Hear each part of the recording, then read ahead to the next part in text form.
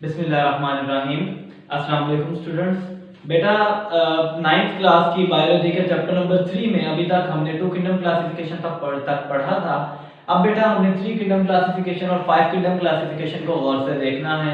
तो बेटा two kingdom classification last time आपने लेक्चर में देखा होगा, मैंने आपको कहा था कि इसको डिटेल में हम बुक से आगे पढ़ेंगे। उसकी क्या वजह थी बेटा, क्योंकि ये टू किंगडम, 3 किंगडम और 5 किंगडम आपस में एक दूसरे से बहुत ही क्लोजली रिलेटेड हैं। टू किंगडम क्लासिफिकेशन बेटा लास्ट टाइम हमने देख लिया था कि किस तरह से कार्लस लिनियस ने हमें प्लांटी और एनिमेलिया में डिवीजन करके दे दी।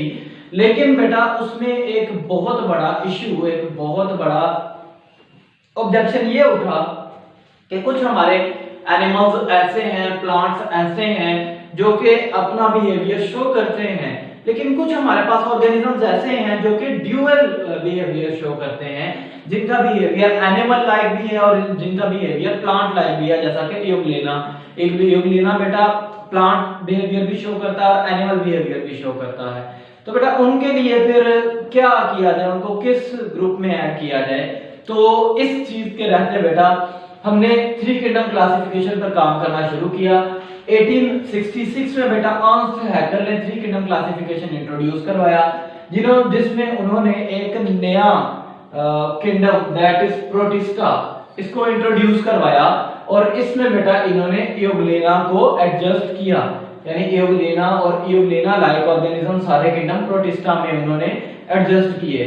इस सिस्टम में बेटा 3 किंगडम क्लासिफिकेशन सिस्टम में अभी भी फंजाई जो था ये आपके पास किंगडम प्लांटी में ही एग्जिस्ट करता था।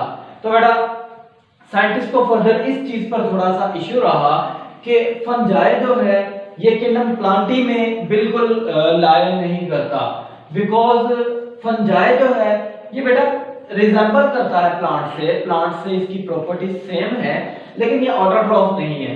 और बेटा ये स्पेशल हेटेरोट्रॉफ है, ये एब्जॉर्प्शन करता है, क्योंकि बेटा इसकी सेल वॉल जो है उसमें सेलुलोज नहीं पाया जाता, जबकि चिटिन पाया जाता है।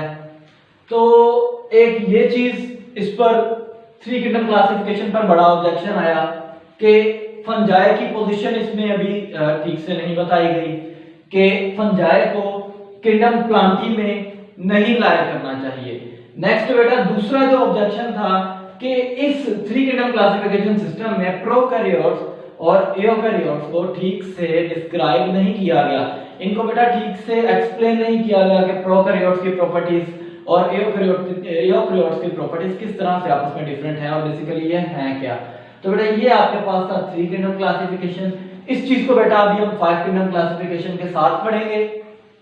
तो बेटा 5 किंगडम क्लासिफिकेशन पर अगर हम आए तो 1937 में ई चैटन ने बेटा हमारे पास दो टर्म्स यूज की थी, प्रोकैरियोटिक और यूकैरियोटिक। प्रोकैरियोटिक वर्ड बेटा उन्होंने टर्म यूज की थी बैक्टीरिया के लिए, और यूकैरियोटिक टर्म इन्होंने यूज की थी एनिमल्स और प्लांट्स के सेल्स के लिए।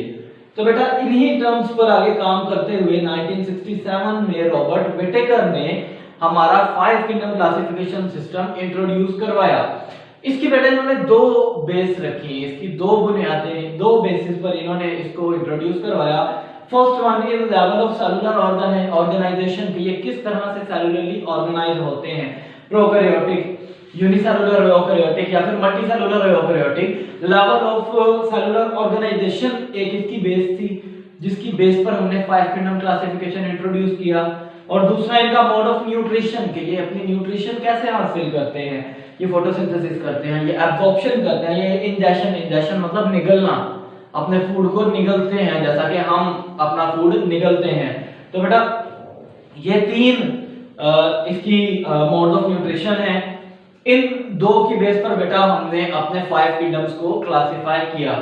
तो 1967 में बेटा रॉबर्ट विटेकर ने हमें 5 किंगडम क्लासिफिकेशन सिस्टम दिया था, लेकिन 1988 में मार्गरेस और शेवार्ट्स ने बेटा रॉबर्ट विटेकर के 5 किंगडम क्लासिफिकेशन में थोड़ी सी मॉडिफिकेशन की, इसमें इन्होंने थोड़ी सी चेंजेस की, और उसके बाद बेटा इन्होंने अपना एक नया सिस्टम दिया, लेकिन इसमें इन्होंने किंगडम्स वही रखे जो कि विटेकर ने यूज किए थे अपने 5 किंगडम क्लासिफिकेशन में। कौन कौन से बेटा किंगडम्स थे? उनमें kingdom Monera, protista, fungi, Plantae और एनिमेलिया।